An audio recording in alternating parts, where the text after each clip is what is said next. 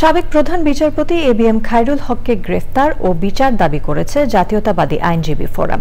দাবি আদায়ে মঙ্গলবার সারা দেশে আইনজীবীদের বিক্ষোভ সমাবেশের ডাক দিয়েছে সংগঠনটি। Enamul Kabir রূপমের report.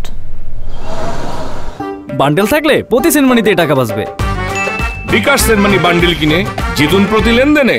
Supreme court ভবনে সংবাদ সম্মেলন করে সাবেক প্রধান বিচারপতি এবিএম খায়রুল হককে দেশের বিচার বিভাগ ও গণতন্ত্র ধ্বংসের মূল কারিগর হিসেবে অভিহিত করেন জাতীয়তাবাদী আইনজীবী ফোরাম নেতারা।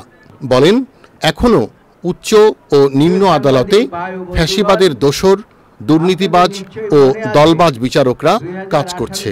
2018 সালে জাতীয় সংসদ নির্বাচনের আগে বিএনপি চেয়ারপারসন বেগম খালেদা জিয়া সহ বিভিন্ন সিনিয়র নেতৃবৃন্দকে নির্বাচনে অযোগ্য ঘোষণাকারী বিচারপতি বহাল তবিয়তে রয়েছেন। আওয়ামী লীগকে প্রতিদ্বন্দ্বিতাহীন নির্বাচনী বৈতরণী পার করানোই ছিল এ সকল বিচারপতির মূল উদ্দেশ্য।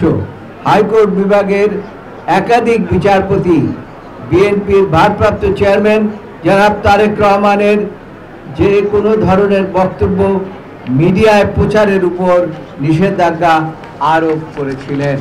দাবি আদায় না হলে কঠোর আন্দোলনের হুঁশিয়ারি আইনজীবীদের। শেখ হাসিনার মতোই দোষী হচ্ছে খায়রুল হক। তার হাত দিয়েই জুডিশিয়াল কুর মাধ্যমে বাংলাদেশে তত্ত্বাবধায়ক সরকার ব্যবস্থা বিলোপের মাধ্যমে গণতন্ত্রকে হত্যা করা হয়েছে। শেখ হাসিনা গণতন্ত্র হত্যার জন্য যেভাবে দায়ী, ঠিক তেমনি ভাবে খায়রুল হক সাহেবও দায়ী। কিন্তু আইন মন্ত্রণালয় এবং স্বরাষ্ট্র মন্ত্রণালয় কোনো পদক্ষেপ নেননি, যদিও খায়রুল হক সাহেবের বিরুদ্ধে মামলা দায়ের করা আছে। সাবেক বিচারপতি খায়রুল হককে গ্রেপ্তার না করলে দেশে আইনের শাসন প্রতিষ্ঠা কঠিন হবে বললেন আইনজীবী নেতারা।